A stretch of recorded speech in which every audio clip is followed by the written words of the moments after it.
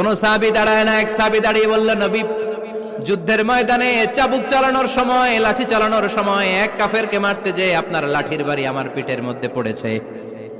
আপনি যেহেতু এই কিসাসটা আদায় করতে চান, আপনার পিঠে আমি লাঠির বাড়ি মেরে এটারে শোধবোধ করে দিতে চাই।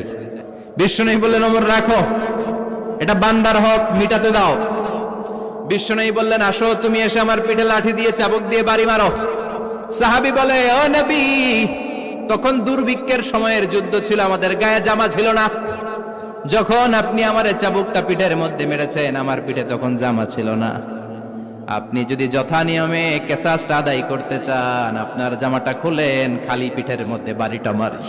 বিশ্বনবী উনার জুব্বাটা উপরের দিকে উঠালেন, পিঠের মধ্যে বাড়ি দেওয়ার জন্য ওই সাহাবীকে ডাকলেন। ওই সাহাবী বিশ্বনবীকে পিছন দিক থেকে জড়িয়ে ধরে ওই মোহরে নবুয়তের মধ্যে চুমু দিয়ে ফেলেছে।